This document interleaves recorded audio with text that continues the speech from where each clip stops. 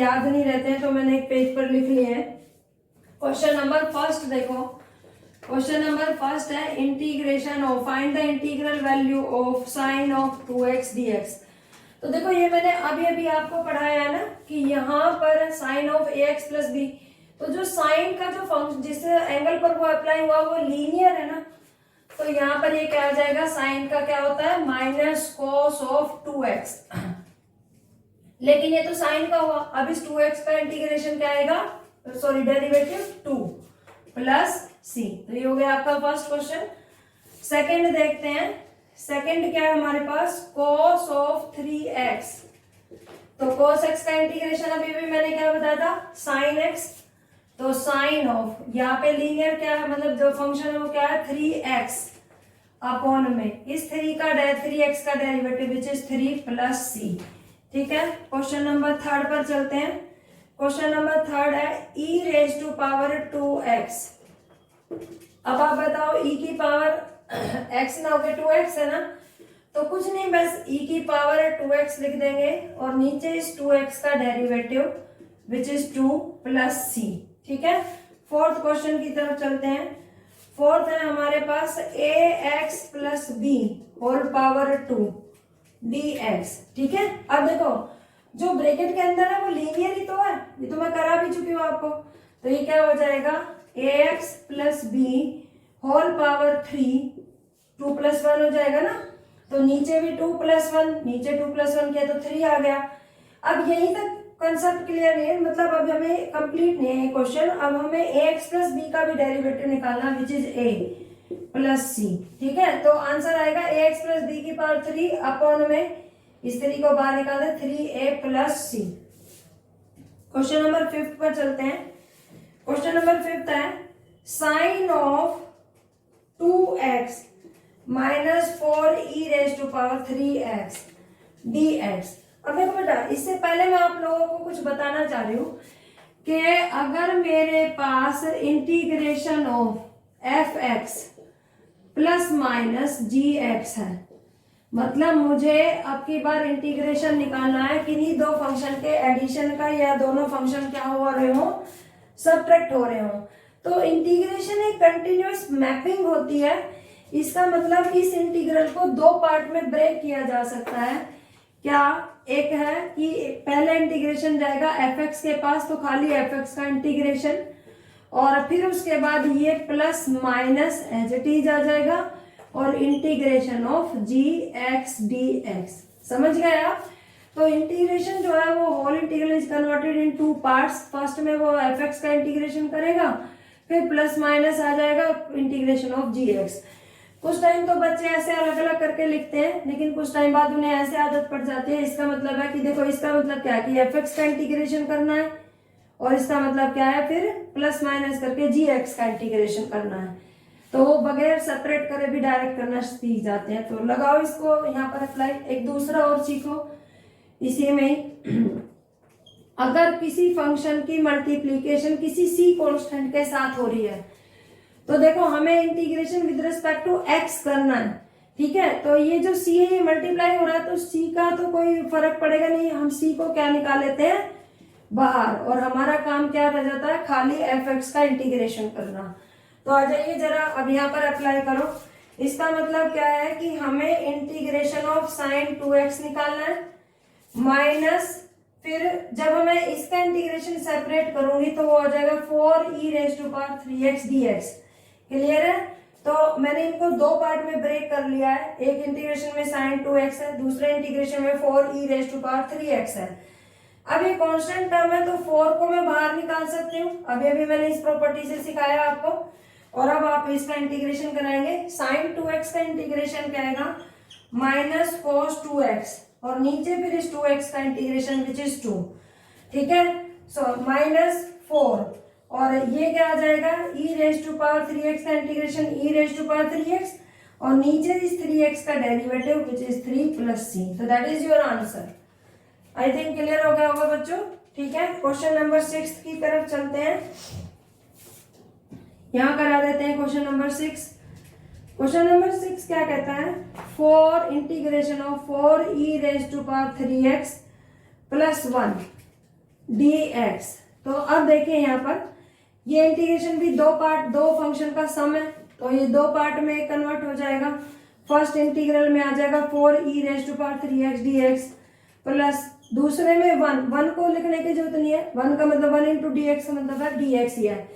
This is equal to 4 is a constant quantity, तो ये बाहर आ गया खाली, e⁻³ का ही इंटीग्रेशन करना है हमें, e⁻³ का इंटीग्रेशन कैसे करेंगे, e⁻³ नीचे इस 3x का derivative which is 3, okay plus, और ये अभी मैंने इसी वीडियो में सिखाया है कि x⁻0 लिख सकते हैं हम dx, ठीक है। तो ये हो जाएगा, इसका इंटीग्रेशन आ जाएगा x और प्लस c, तो ये मेरी इंटीग्रल वैल्यू होगी, ठीक है। चलिए आगे देखते हैं कुछ क्वेश्चंस। क्वेश्चन नंबर 7 की तरफ चलते हैं। क्वेश्चन नंबर 7 है हमारे पास x² इंटू में 1 - 1/x² dx। अब देखो बेटा, यहाँ पर ये जो फंक्शन है, पहले तो आप देखेंगे कि अंदर दो फंक्शन का प्रोडक्ट हो रहा है, तो पहले हम इसे सिंप्लीफाई करेंगे। ये क्या आएगा मेरे पास, जब x² अंदर जाएगा तो x² 1 इंटू x² हो जाएगा, माइनस जब ये x² इसके साथ मल्टीप्लाई होगा तो ऊपर x² इंटू 1x² और अपॉन में दिस, मतलब ये इस टाइप से दिखेगा जो कि कट के 1 हो जाएगा, ओके। तो ये चीज हमारे पास क्या हो गई है, 1 हो गई है इंटू dx। और अब देखो ये जो फंक्शन है ये दो का डिफरेंस है हमारे पास, ठीक है, x² माइनस 1 का, तो हम इसमें दो पार्ट में कर लेते हैं कि ये हो जाएगा x² dx और दूसरे इंटीग्रल में 1 इंटू dx, मतलब एक इंटीग्रल में x² आ गया, दूसरे में 1 आ गया, तो x² का इंटीग्रेशन क्या आएगा, x³/3, क्लियर है, माइनस ये 1 का इंटीग्रेशन होता है तो याद हो गया होगा x होता है, ओके। चलिए क्वेश्चन नंबर 8 की तरफ चलते हैं। क्वेश्चन नंबर 8 क्या कहता है, यहाँ देखें, ax² plus bx plus c, इसका आपको इंटीग्रेशन निकालना है। अब आप देखेंगे कि अंदर जिसका इंटीग्रेशन हमें करना है ये हमारा 3 फंक्शन का सम है, 1 2 3, तो मैं क्या करूंगी, इसे 3 अलग अलग पार्ट में कन्वर्ट कर लूंगी। पहले इंटीग्रेशन में x², दूसरे इंटीग्रेशन में bx और तीसरे इंटीग्रेशन में c, राइट। अब मैं क्या करूंगी, a बाहर आ जाएगा, a बाहर आ गया, x² dx, क्योंकि ये कांस्टेंट है। अब b बाहर आ गया, x का इंटीग्रेशन, फिर c बाहर आ गया, खाली 1 रह गया, इसका इंटीग्रेशन।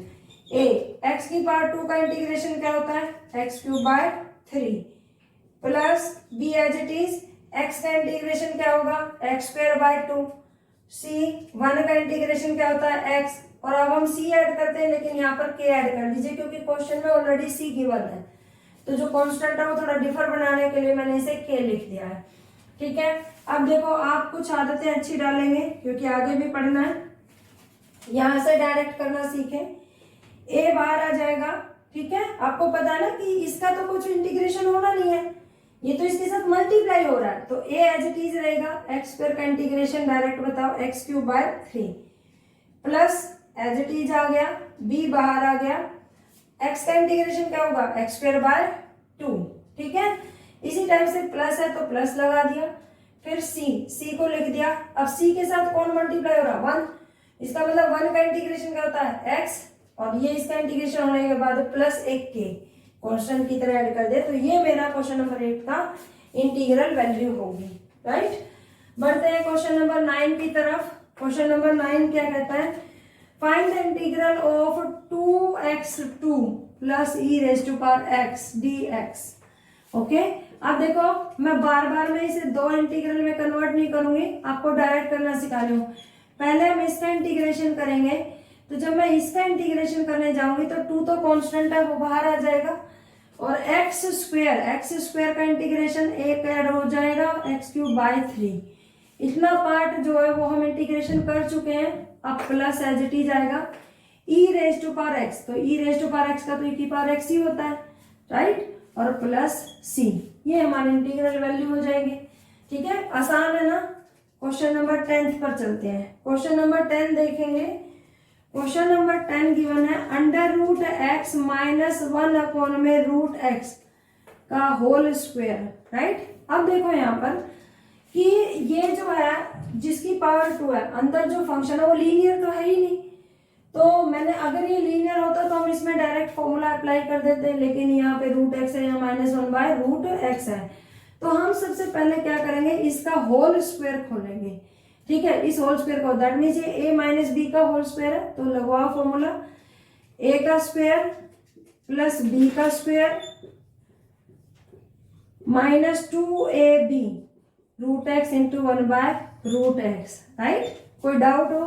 ठीक है, तो a माइनस बी का होल स्क्वायर खोल दिया। अब आपको पता है कि √x का स्क्वायर x ही होता है, ठीक है, प्लस ऊपर 1 का स्क्वायर 1 ही रहेगा, लेकिन नीचे √x का स्क्वायर बनेगा, वो x हो जाएगा, माइनस इस √x से ये √x कैंसिल आउट हो जाएगा, खाली 2 रह गया dx, ठीक है। आई थिंक क्लियर हो गया होगा। अब इसके बाद हम क्या करेंगे, x का इंटीग्रेशन करेंगे, x का इंटीग्रेशन क्या आएगा, x²/2, राइट, ठीक है, प्लस 1/x, किसका डेरिवेटिव होता है, log x का, तो ये हो जाएगा 1/x की इंटीग्रल वैल्यू क्या हो जाएगी, log mod x with base e, minus यहाँ पे 2, और मतलब एक तरह से 2 बाहर आ जाएगा और 1 का इंटीग्रेशन x हो जाएगा। मतलब जो भी कांस्टेंट टर्म आपको दी हो ना, उसका जब आप इंटीग्रेशन करेंगे तो उस कांस्टेंट टर्म के साथ x लिख देंगे, और ये प्लस c। तो ये हमारा सोल्व हो गया क्वेश्चन नंबर 10। अब देखते हैं क्वेश्चन नंबर 11।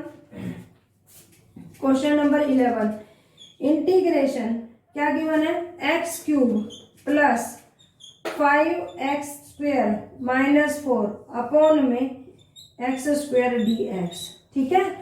तो सबसे पहले हम इसका इंटीग्रेशन तो बाद में करेंगे, पहले इसे सिंप्लीफाई करेंगे हम। इसका सिंप्लीफिकेशन कैसे होगा, तो ये देखो, हम क्या करेंगे बच्चों कि ये जो x² है ये इन तीनों को डिवाइड करता है कि नहीं करता है, ठीक है। तो मैं बारी बारी से इसको डिवाइड करूंगी, एक बार x³ के अपॉन में डिवाइड करूंगी, एक बार 5x² के अपॉन में x² से डिवाइड करूंगी, और एक बार 4 के अपॉन में डिवाइड करेंगे। तो आई थिंक ये क्लियर हो गया होगा, मतलब मैंने इसको अलग अलग करके लिख दिया है, ठीक है। तो अब इसका इंटीग्रेशन देखते हैं। इसका इंटीग्रेशन जब हम निकालेंगे, मैं थोड़ा सा इरेज कर लेती हूँ पहले, ठीक है। तो इसका जब इंटीग्रेशन मैं यहाँ पर लिख रही हूँ, इसका इंटीग्रेशन देखो क्या आएगा, अभी पहले इसे सिंप्लीफाई ही करेंगे, x³ अपॉन में x², तो जब बेस सेम होता है और डिवाइड कर रहे होते हैं तो पावर सब्ट्रैक्ट हो जाती है, तो ये जो 3 है इसमें से ये पावर 2 सब्ट्रैक्ट हो जाएगी, तो x की पावर 3 - 2 वो क्या बन जाएगा, x प्लस x² से x² कैंसिल आउट 1 पर, प्लस 5 हो गया, -4, और ये जो अपॉन में x² है इसको मैं ऊपर ले जाती हूँ, तो ये पावर कितनी हो जाएगी, -2, ठीक है।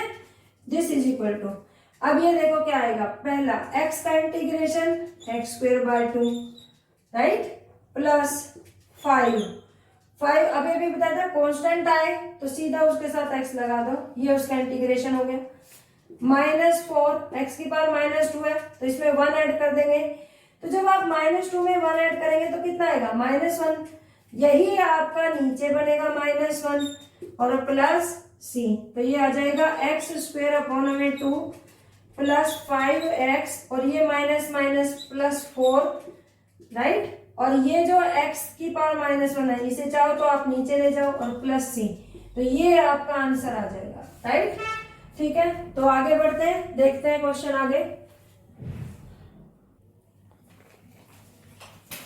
चलते हैं आगे क्वेश्चन नंबर 12 की तरफ। क्वेश्चन नंबर 12 देखते हैं, हमारे पास क्या दे रखा है, x³ plus 3x plus 4 upon में √x dx, right.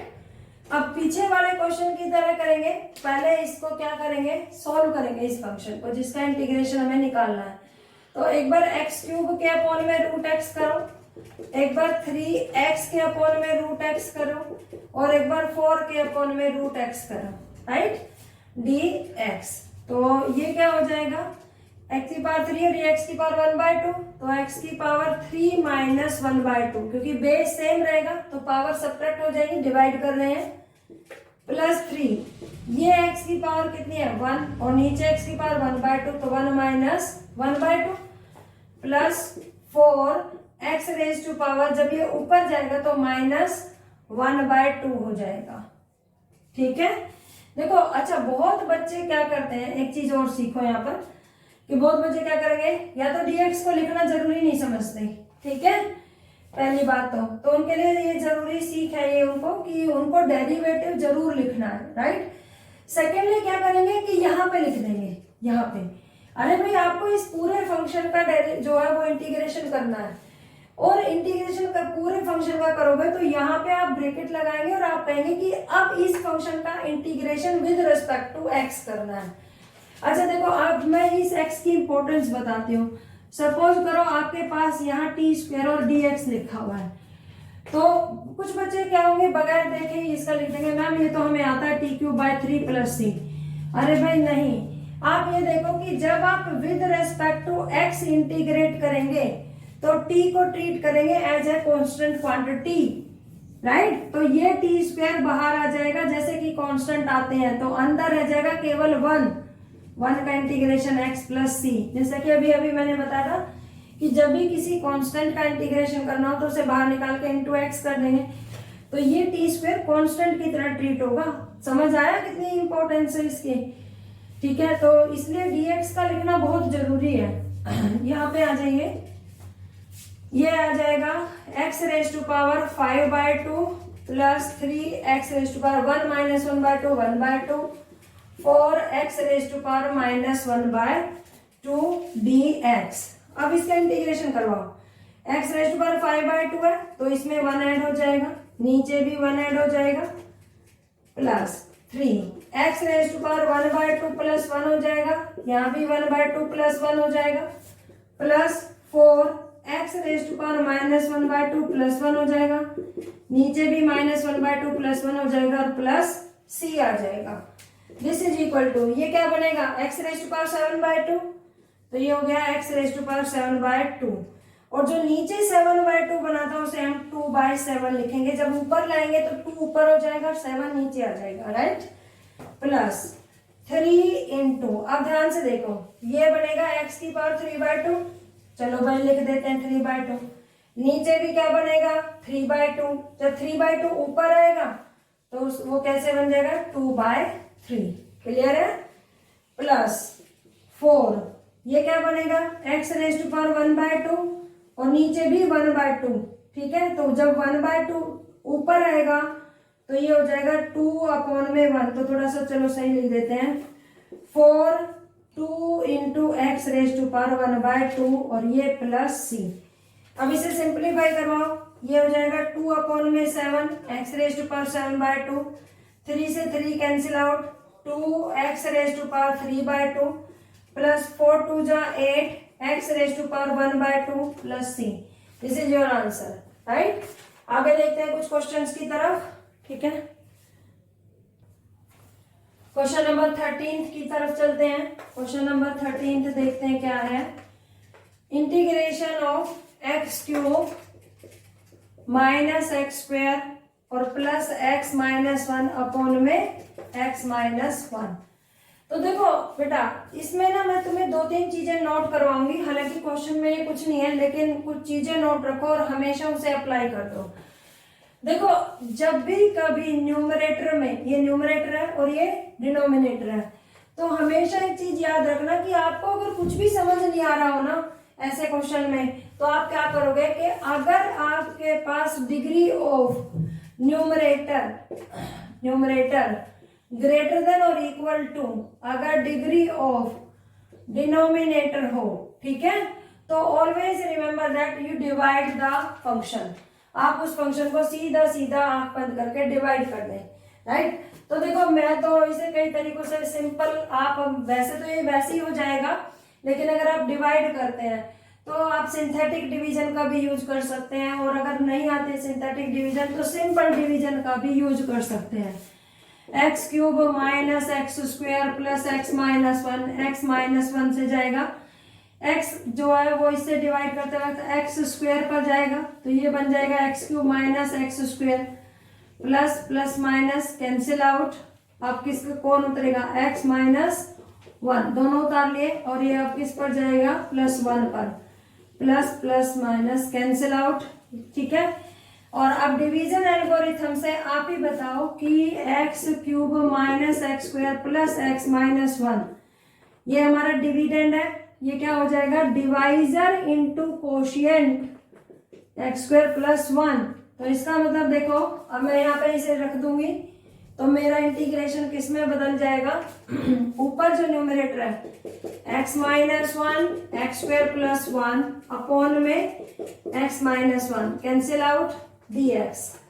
X square का इंटीग्रेशन क्या आएगा एक्स क्यूब बाय 3 और फिर 1 का इंटीग्रेशन एक्स और प्लस सी, राइट। अब बहुत सारे मेरे वीडियो देख के कहेंगे अरे यार ये भी कोई करवाने की जरूरत थी। मैं कहती हूँ इस कॉन्सेप्ट का मैं बहुत क्वेश्चन में आपको दिखाऊंगी यूज करना, राइट। मैंने इसलिए आप लोगों को सिखाया है, एल्स मुझे भी पता है कुछ है ही नहीं है question. X cube minus x square plus x minus one upon में x minus one d x. तो देखो ऊपर ना हम फैक्टर से ब्रेक कर लेंगे, इन दो का अलग इन दो का अलग, तो इसमें हम एक्स स्क्वायर कॉमन ले लेंगे ना, है ना। तो एक्स स्क्वायर कॉमन लेने के बाद यहाँ पर क्या बचेगा एक्स, यहाँ पर माइनस वन प्लस इन दोनों में कुछ कॉमन नहीं है 1 लिख देते हैं एक्स माइनस वन अपॉन में x minus one d x, ओ कहा d x, this is equal to, अब ये दो टर्म है एक ये और एक ये, इन दोनों में क्या कॉमन है एक्स माइनस वन, अंदर क्या रह गया x square plus one upon में एक्स माइनस वन, ठीक है डी एक्स कैंसिल आउट। और अब ये बच गया वही एक्स स्क्वायर प्लस वन, तो इसका इंटीग्रेशन क्या आएगा एक्स क्यूब बाय 3 1 का एक्स और प्लस सी। तो देखो ये क्वेश्चन इजीली हो गया, लेकिन अगर सपोज करो किसी क्वेश्चन का फैक्टर जो है वो सही नहीं निकाल पा रहे तो you can use this method, division method, right. तो क्वेश्चन नंबर नेक्स्ट की तरफ चलते हैं, क्वेश्चन नंबर 14 देखते हैं। क्वेश्चन नंबर 14 कहता है find the integral value of 1 minus x root x. अब देखो जब ये रूट एक्स अंदर जाएगा तो ये रूट एक्स हो जाएगा खाली, और जब ये इससे मल्टीप्लाई होगा और थोड़ा सही लिख देते हैं 1 into root x. Root x का मतलब क्या होता है एक्स रेज टू पावर 1/2, तो यहाँ पे लिख दो x raise to power 1/2 minus, जब ये रूट एक्स इस एक्स के साथ मल्टीप्लाई होगा तो इसकी पावर है 1, इन दोनों का बेस सेम है और ये मल्टीप्लाई हो रहे हैं, तो बेस सेम हो और मल्टीप्लाई हो रही है तो पावर क्या हो जाती है ऐड, तो ये हो जाएगा x की पावर 1 प्लस 1/2, तो 1 प्लस 1/2 कितना हो जाएगा 3/2, ठीक है। एक बार फिर से देखो 1 के साथ रूट एक्स मल्टीप्लाई हुआ तो क्या हो जाएगा x की power 1/2 minus as it is, और जब रूट एक्स बनेगा तो इन दोनों की पावर ऐड हो जाएगी, तो 1 प्लस 1/2 इज इक्वल टू 3/2, तो ये बन जाएगा x raise to power 3/2।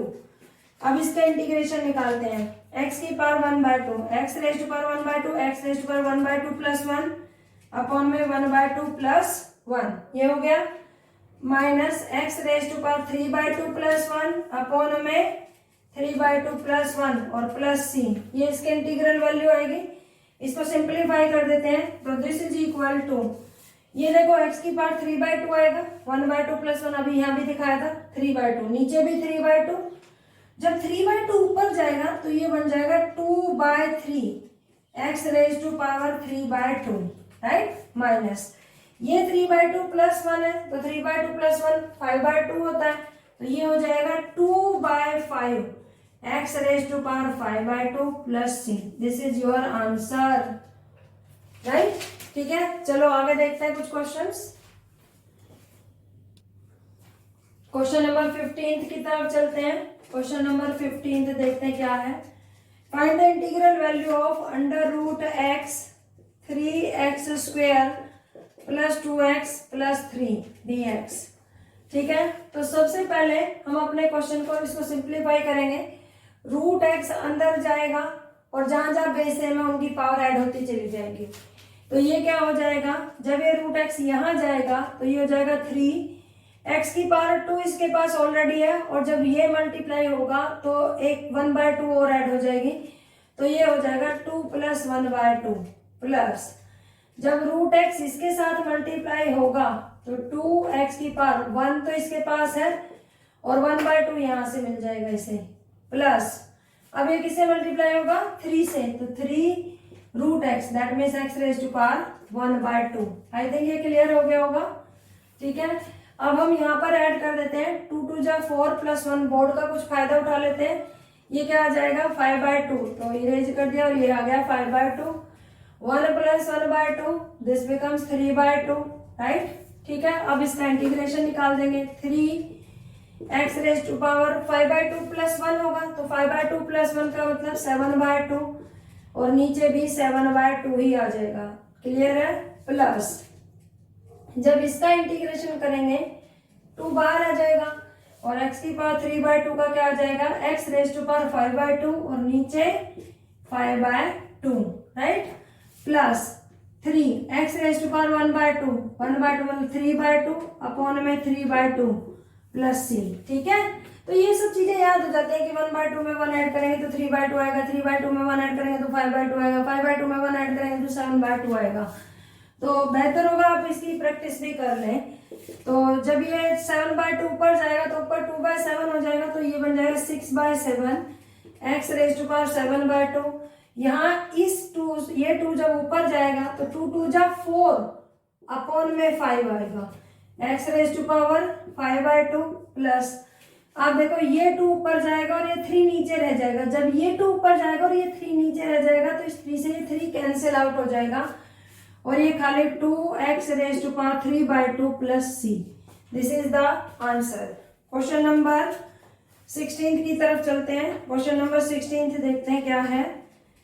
Find the integral value of 2x - 3 cos x plus e raise to power x dx, right. तो अब इसका इंटीग्रेशन निकालो। देखो 2x, तो 2 कांस्टेंट की तरह है, 2 कांस्टेंट है, बाहर आ जाएगा। x का इंटीग्रेशन क्या आ जाएगा x²/2, right. Minus 3 as it is आ जाएगा। cos का इंटीग्रेशन क्या होता है sin x। Okay, step by step. 2 as it is, x का इंटीग्रेशन x²/2, फिर minus as it is 3 as it is cos x का इंटीग्रेशन sin x, फिर प्लस आएगा और e की पावर x का इंटीग्रेशन e की पावर x प्लस c। इस 2 से 2 कैंसिल आउट हो जाएगा और क्वेश्चन का आंसर आएगा x² - 3 sin x plus e की पावर x और plus c। This is our answer. Next question की तरफ चलते हैं। क्वेश्चन नंबर 17 को देखते हैं। क्वेश्चन नंबर 17 ऐसे लाइन लगा देते हैं, ठीक है। क्वेश्चन नंबर 17 देखो, इंटीग्रेशन निकालना आपको 2x² - 3 sin x प्लस 5√x dx, this is equal to. अब आप देखो स्टेप बाय स्टेप करेंगे। पहले 2x² का करेंगे तो 2 एज इट इज, और x² का क्या आएगा x³ अपॉन में 3। क्लियर है, ठीक है। अब माइनस एज इट इज, 3 भी एज इट इज उतार लेंगे। साइन x का इंटीग्रेशन, साइन x का इंटीग्रेशन क्या होता है माइनस cos x, तो यहाँ पर आप लिख देंगे माइनस cos x। उसके बाद ये हो गया। अब यहाँ पर चलेंगे, प्लस साइन है, 5 एज इट इज, और रूट x, रूट x का मतलब होता है x रेज टू पावर 1/2। इसका इंटीग्रेशन करेंगे तो 1/2 प्लस 1 दैट इज 3/2 अपॉन में 3/2 प्लस c। तो ये आंसर देखो क्या आएगा 2 अपॉन में 3, 2 अपॉन 3 x³। ये माइनस माइनस क्या हो जाएगा प्लस 3 cos x, प्लस ये 2 ऊपर चला जाएगा, 3 नीचे रह जाएगा, 5 2 जा 10 अपॉन में 3 x रेज टू पावर 3/2, और ये plus c। This is our answer. Clear है। अब देखते हैं क्वेश्चन नंबर 18। क्वेश्चन नंबर 18 की तरफ चलते हैं। क्वेश्चन नंबर 18 क्या है, integration of secant x into secant x plus 10x। ठीक है, तो पहले अंदर मल्टीप्लाई करते हैं, अंदर जाएगा। ये secant x जब इससे मल्टीप्लाई होगा तो क्या बन जाएगा secant की power 2x, right. secant x into secant x plus जब ये secant x ये 10x से मल्टीप्लाई होगा तो ये बन जाएगा secant x into 10x dx, right. आ जाइए, फर्स्ट किसका डेरिवेटिव सीकेंड स्क्वायर एक्स होता है, ये फॉर्मूले में पहले सब सिखा चुके हूँ। सीकेंड स्क्वायर एक्स का इंटीग्रेशन आ जाएगा 10x, ओके, क्योंकि 10x का डेरिवेटिव सीकेंड स्क्वायर एक्स आता है। दूसरा सीकेंड एक्स इंटू 10x, ये किसका डेरिवेटिव होता है, खुद सीकेंड का, क्योंकि सीकेंड एक्स का सीकेंड एक्स 10x, तो ये हो जाएगा सीकेंड एक्स और plus C. This is your answer, right. चलिए आगे देखते हैं कुछ क्वेश्चंस। क्वेश्चन नंबर 19 देखते हैं, ठीक है। क्वेश्चन नंबर 19 है find the integral value of सीकेंड square x upon में कोसेकेंड स्क्वायर एक्स, राइट। अब देखो, अगर खाली सीकेंड स्क्वायर एक्स होता तो भी इसका इंटीग्रेशन आ जाता, खाली कोसेकेंड स्क्वायर एक्स होता तो भी हो जाता, लेकिन आपकी बार क्या है, सीकेंड square x upon cosecant square x. तो पहले तो अपने क्वेश्चंस को हम थोड़ा सा सिंप्लीफाई करते हैं। सीकेंड स्क्वायर एक्स किसका रेसिप्रोकल होता है, 1 अपॉन में कोस स्क्वायर एक्स का, ओके। इस वाले पार्ट को लिख दिया मैंने। अब रह गया cosecant square x. Cosecant square x reciprocal होता है सीकेंड स्क्वायर एक्स का, साइन स्क्वायर का। तो जब इसका रेसिप्रोकल करेंगे तो साइन स्क्वायर एक्स पहुंच जाएगा ऊपर, ठीक है। तो ये बन जाएगा मेरे पास sine square x upon cos square x, tan square x, right, क्योंकि sine theta upon cos theta क्या होता है, टेंजेंट थीटा। तो यहाँ sine square x upon cos square x है, तो it becomes tan square x. लेकिन टेन स्क्वायर एक्स तो किसी का इंटीग्रेशन अभी सीखा ही नहीं है हमने, तो क्या मैं इसको ऐसे लिख सकते हूँ, tan square x is equal to secant square x minus 1 होता है। हमने ट्रिग्नोमेट्री के फॉर्मूले सीख रखे हैं ये वाले, ठीक है। तो टेन स्क्वायर एक्स को मैंने लिख दिया सीकेंड स्क्वायर एक्स माइनस 1। अब सीकेंड स्क्वायर एक्स का इंटीग्रेशन क्या हो जाता है, टेंजेंट एक्स और 1 का integration x plus C. This is our answer. Now question number, चलते हैं क्वेश्चन नंबर 20 की तरफ। क्वेश्चन नंबर 20 क्या कहता है, find the integral value of 2 minus 3 sine x upon में cos square x d x, ठीक है। तो देखो जरा हम क्या करेंगे इस क्वेश्चन में, इसके अपॉन में करेंगे एक बार और एक बार इसके अपॉन में इसे कर देंगे। तो हम सेपरेट कर रहे हैं, तो एक बार आ जाएगा 2 के अपॉन में कोस स्क्वायर एक्स और यहाँ आ जाएगा 3 साइन एक्स अपॉन में cos square x d x, right.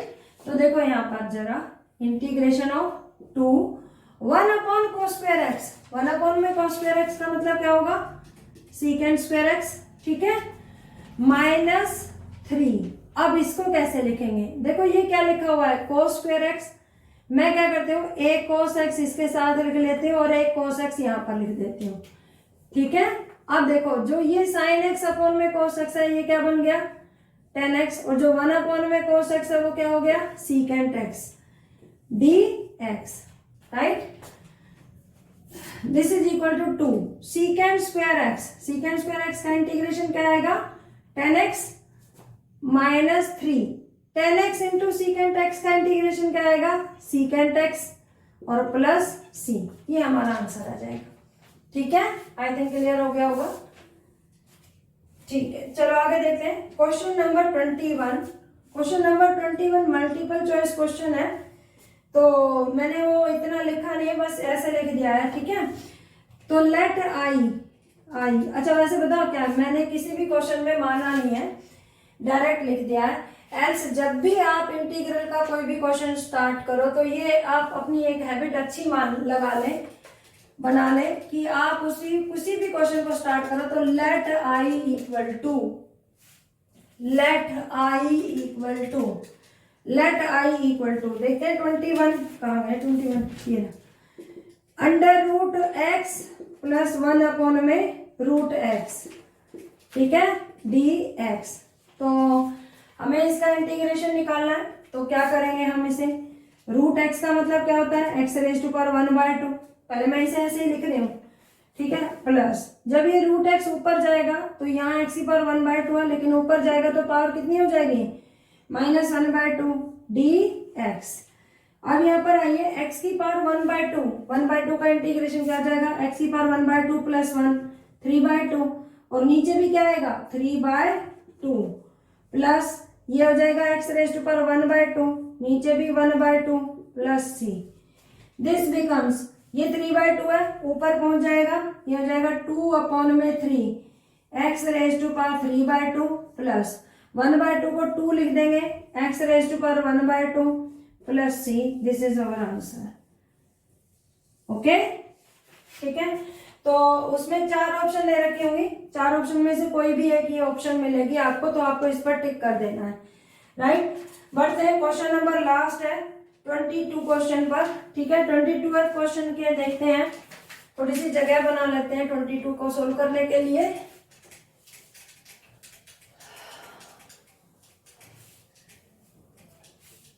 Question number 22 देखते हैं। क्वेश्चन नंबर 22 क्या कहता है, इफ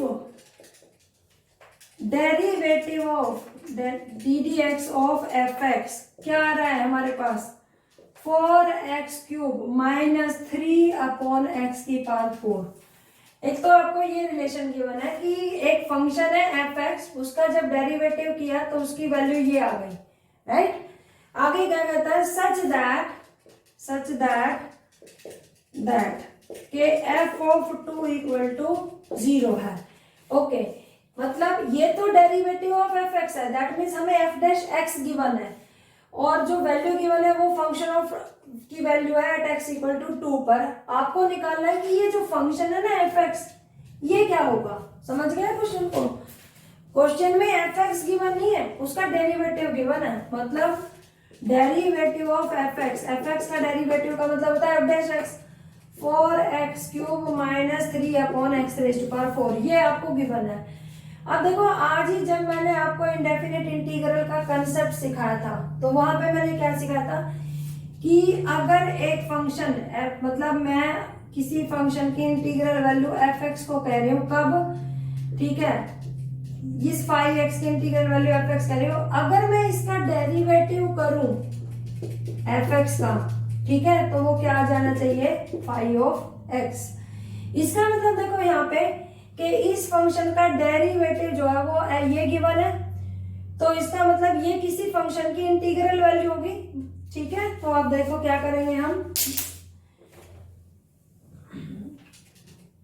इसका मतलब जब मैं इसका integration, taking integration on both sides, तो इन डेरिवेटिव और इंटीग्रेशन एक दूसरे का इनवर्स होते हैं कि नहीं होते हैं भाई। जब आप किसी फंक्शन का इंटीग्रेशन करते हो तो वो जो वैल्यू आती है उसका डेरिवेटिव करने के बाद इंटीग्रेशन आता है, इसका मतलब ये एक दूसरे का रिवर्स होते हैं, ठीक है। तो ये कैंसिल आउट हो जाएगा और यहाँ पर खाली क्या आ जाएगा, f x is equal to इसका इंटीग्रेशन, ठीक है, समझ गए ना भाई। ये इस फंक्शन का डेरिवेटिव करने के बाद ये वैल्यू आ रही है, तो डेफिनेटली हमने इसका इंटीग्रेशन किया होगा, तो ये आंसर आया होगा।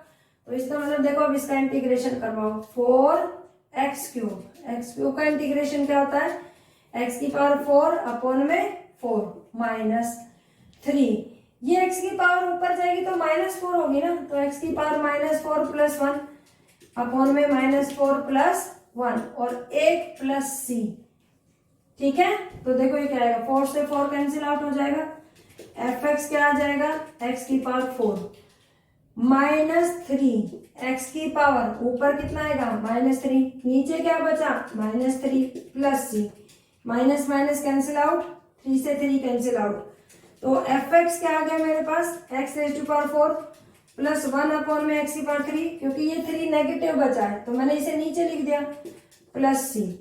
तो देखो हमें एफ एक्स तो निकाल लिया, हमें क्वेश्चन था फाइंड एफ एक्स बताइए, तो एफ एक्स तो हमारा आ गया, लेकिन इसमें एक आर्बिट्रेरी कांस्टेंट है।